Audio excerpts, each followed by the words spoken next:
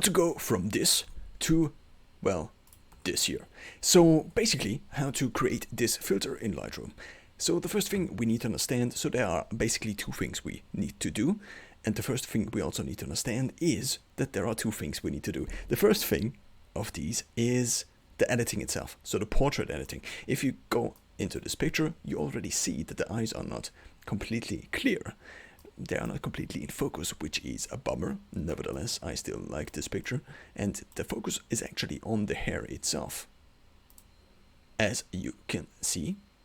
Unfortunately, in Lightroom, whenever I am on the picture, you just see this very small preview of the cursor, whereas if I go into the settings, you see the bigger one. So now, let's first create a copy. So the first thing we do is basically the portrait editing.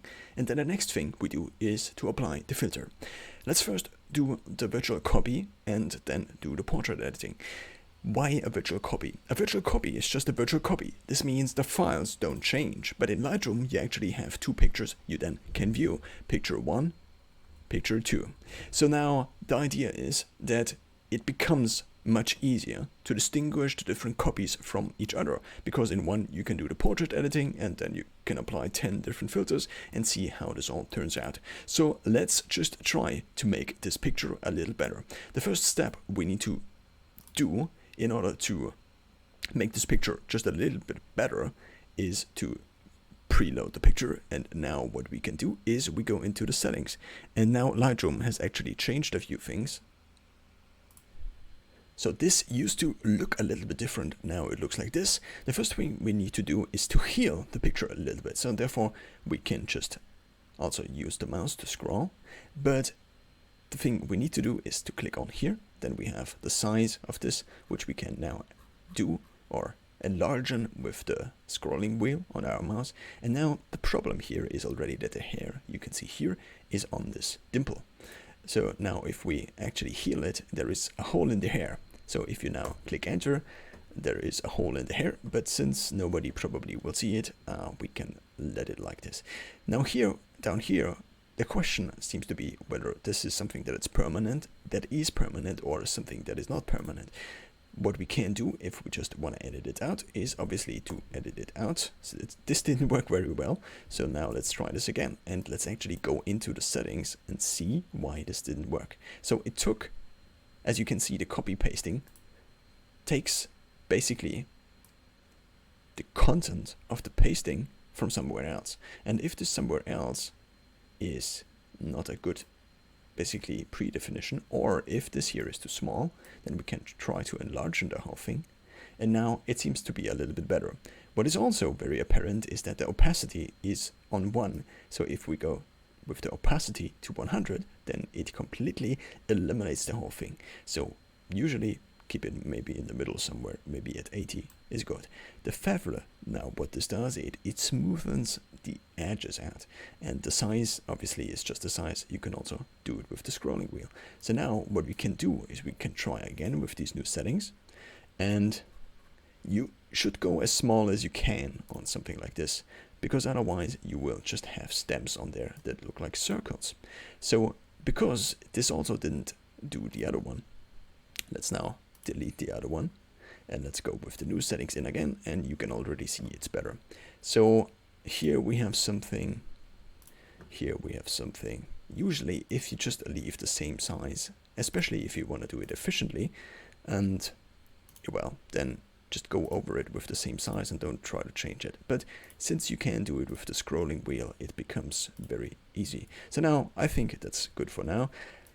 As of recently, or in the last years, what I realized is, because sometimes people also see other people on video, and then you cannot edit these things out. I mean, at least theoretically in the past you couldn't. Nowadays it becomes easier and easier. Over editing a picture actually just harms the person that is in there, if the person is ever seen on video. So since the person in here is me, to basically try to bring this up to another standard of editing, or of portrait editing, not the editing itself, but to make this something that wouldn't exist in reality, is something that only fires back in basically the next time if you then are seen on video. So therefore, let's just leave it like this, and let's just leave it a little bit more raw. But since this is a portrait editing tutorial, kind of, let's leave it like this and still edit it a little bit. So now the next step is to smoothen the skin. Again, we don't want to overindulge in the skin smoothing. These are actually presets you can use, so there are apparently also important changes to masking. In this new update, new tools and enhancements to existing local adjustment tools have been added. Auto select subject and sky, that's cool. Combine tools together, so yeah, well. And apparently you can also do more things like staying organized with the masks panels. Woohoo! So it becomes a little bit more like Photoshop, it seems, which is good because I very much like the idea of editing everything in Lightroom, since I am not good at Photoshop, and also I try to do everything in Lightroom, since this also prevents you from making these fancy edits. Erase with subtract. Yeah, well, I cannot read all of this right now, but it seems that it is very useful. Maybe in the future we will go over these things. So now let's try to take our old masks, and what we now do is within this new mask we go into custom here, and here I have already presets for things, but you can also make these presets on your own, since I will show you how to use them. So therefore, let's go into the preset soften skins, and the only thing you can see here, so basically these are the settings you need to adjust in your own, therefore you can just very easily make your own preset. The only thing I did here was to bring the clarity down by 40. So if I now go onto the picture, so let's click on here, and let's click on soften skins. And additionally, what you need to do is to create basically a new mask now. Since all these brushes are a new mask, so in here we have the new brush as a mask. So now we go in here and we mask basically all the skin. And you already are seeing the slight effect of having this. We can show the effect much better if we then go into the settings again and bring the clarity down even more. So when it comes to the skin, what you don't want to do is you don't want to edit the clarity of the lips, of also the eyes and the eyebrows, and also not the shirt, and also not the hair. So it doesn't make sense to smoothen these up, since clarity here is only welcomed. So as you can see here, if I up the clarity, then you can actually see better what I have marked. And if I bring the clarity down again, you can see that my skin begins to become more silk-like. So let's bring it actually down to maybe even 40% is enough, or I don't know if these are percent, so let's just try to keep it at -30. And that's it. So that's it for the skin editing. We did basically the rough work, and then we also laid this groundwork. So now there are two things we need to do when it comes to the head itself. The first thing we need to do is we change to another preset which I already have, which is called hair sharpening. It's basically the same thing as softening, just reverted. I only again use the clarity, and everything else is on the standard setting. So let's now again, I think I have to create a new mask. So, and the mask is the brush. I showed it to you this time. The last time I did it off camera basically. And now what you can very easily see is that if you improve the clarity of the hair, it just begins to look better. You don't really know why, but it begins to look better. The same is true if we do the same thing for the eyebrows. I mean, theoretically you could do these separately, and also if you don't do these separately and you occasionally or accidentally sharpen up the skin, increase the clarity of the skin, then what actually happens is that you begin to see the effect of this brush. So let's go back to the brush here, and let's apply it to the skin again. So by clicking on here, you can actually see what we covered so far with the brush. And now if you click on the mask again, then you have it again on your hand. And what you can see is that if you apply this kind of thing, so now it's not on the right one. So let's go on to the sharpening of the hair again. If you apply this mask here on the skin, then the skin begins obviously to look very weird, just like before. So therefore we go Control set, control set, control set, control set, until the eyebrow thing is gone again. Maybe not completely gone. Oh well. So now it should be gone, and now let's go into a smaller radius and let's do the eyebrows also together. Let's maybe also do the eyes. I mean, theoretically it would make sense to bring these in separately, but in terms of keeping the editing time not so, in terms of keeping editing efficient, maybe just do it with one brush. You can do different brushes, and then you have the advantage of having different settings of clarity onto all of these. On the eyes especially, you can also use the sharpening. So basically, instead of just using the clarity as we did here, you can also use texture, maybe. But what usually works better is the sharpness. So, well, let's now edit again, because so what you theoretically could do is also increase the sharpness of the clothes, but since the clothes aren't in focus on here, the shirt isn't in focus on here, we're basically done with the editing. You can do a lot more, and by doing a lot more, or by mentioning this, I can actually show it to you. So let's go in and maybe just try to edit the eyes a little bit more, like somebody would that actually did not adhere to a very low budget, not very low budget, but very low key editing. So let's go into maybe 400% for one eye specifically, and let's move to the eye, and let's now apply again another mask. So we have to create a new mask, and we select the brush again, just like Bob Ross also would. And in the eyes now, it doesn't make sense to have this huge feather radius around it. Why? Because you only want to cover the iris. You don't want to cover the white. You can also cover the white, but when it comes to the white, you have to do something different.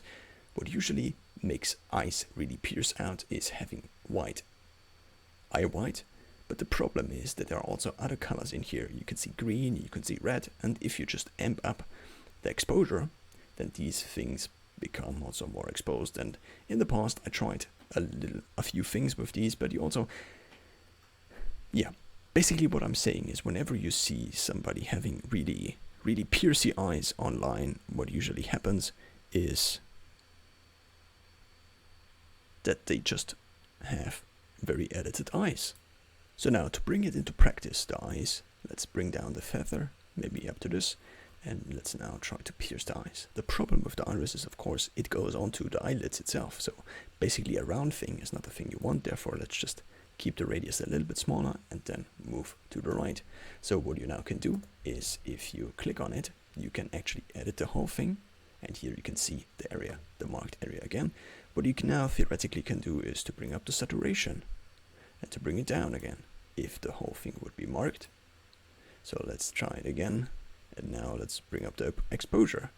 Doesn't work very well. You can also make black holes as eyes, but tinkering with the exposure doesn't usually bring anything to the table.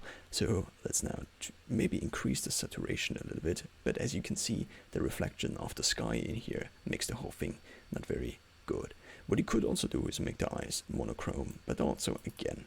So what usually you could do now is to bring up the clarity of the irises in particular, just a little bit more than the rest, and to also add a little bit of sharpness here. It's not that easy with this big thing, with this big cursor here, to actually hit the right things. So now we have it marked, and let's bring down the clarity to 0. Let's up it up to the max. What you can see is because these eyes are pretty brown, the clarity just makes them dark. Really dark, almost black. And this is something that basically alters the color of your eye. You can also try to bring up the saturation. This again doesn't work here very easily, so you would have to do something to counterfeit the effect of the blue, because then it doesn't look good anymore. And that's basically it. I mean, you could theoretically change the color and make the eyes, maybe make these eyes blue or yellow like cats, but then again, because I marked the whole iris, not very good. So you would have to distinct the iris more, to make it more distinct basically, in order to have a very good color filter. But because I just want to up the clarity a little bit maybe, and let's also do it for the other eye, even though the other eye is hidden behind those curtains called hair. And well, that's done. You could also theoretically apply the whole thing. So let's click on the mask again, and let's do the whole thing for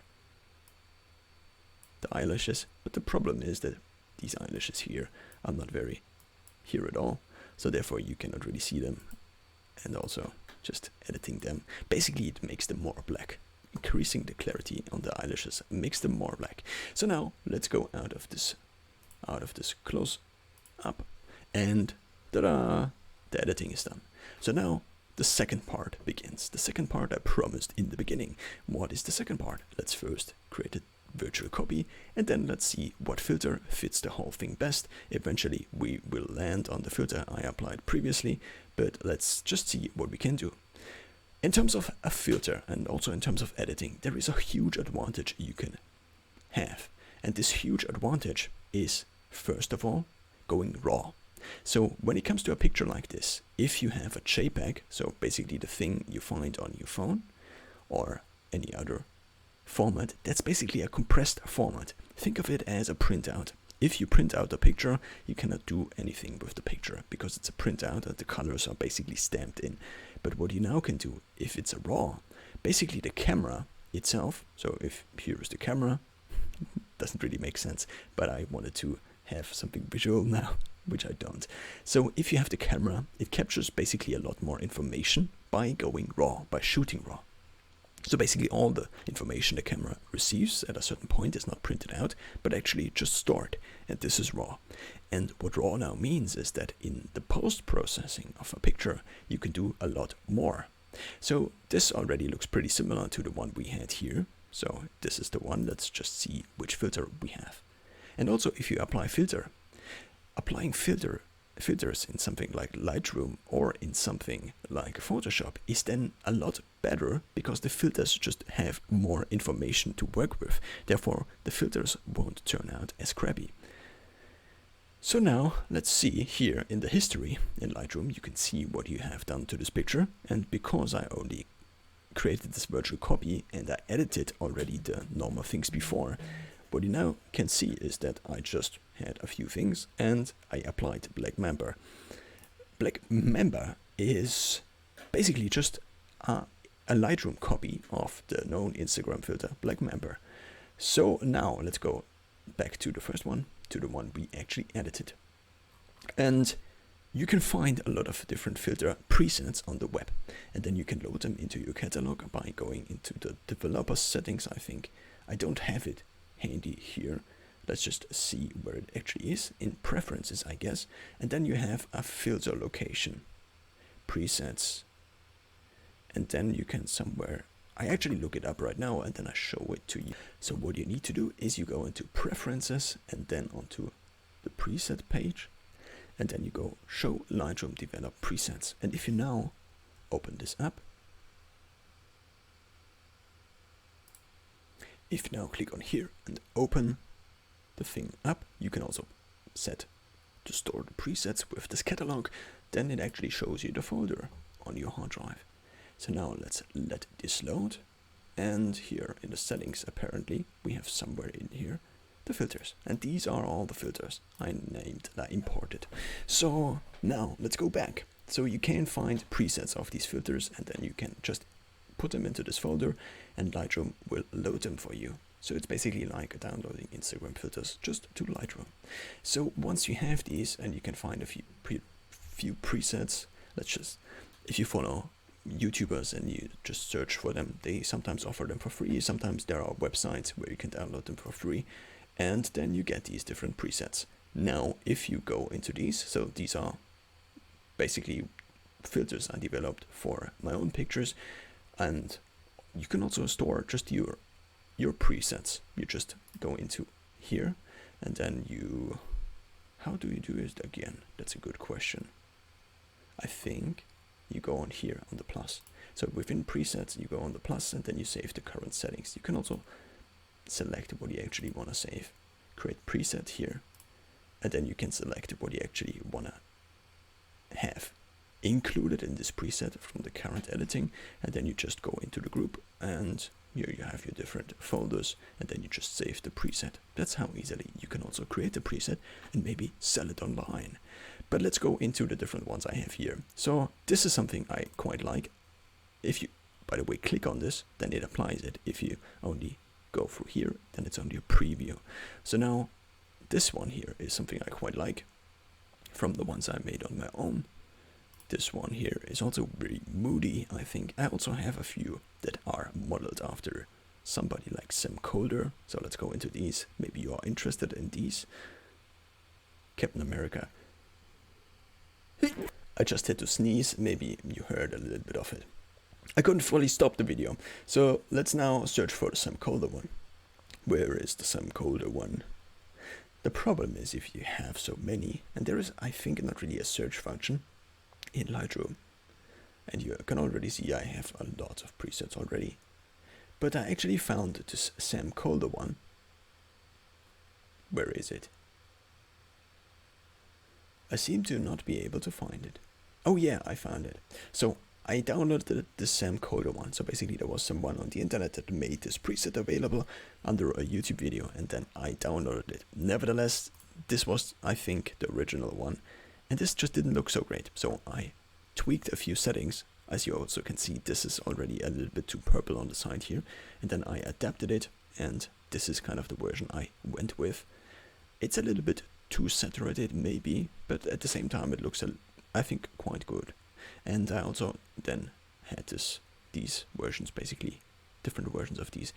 The problem with mine and also the problem with the downloaded one was that the blue was too much out of the picture, but you can edit the blue in with the tools you find here on the right. Basically, if you have a filter like these, and then you just wanna have a different kind of blue, then you go into blue here, and you just change the blue that is available, and then you can change the saturation, for example, and now the blue is purple, as you can see. So now you go into purple and change the purple into more blue, and you go here, also change it to more blue, and you already can begin to see that this begins to have an effect. Luminance is something I don't quite understand in terms of what it technically means, but it also just has an effect, and it also can look very weird. As you can see, there are these fragments building up. If you now want to undo the whole thing, let's just go Control C, Control Z, actually. Yeah, well, so now let's go into the preset we are actually searching for, into the Black Mamba, which is to be found in these Instagram presets in here. And no, that's not the one. It's actually Look Filter. You can actually also just Google Look Filter and you probably will land on the same collection. And then go on Black Mamba. And now you have the final picture.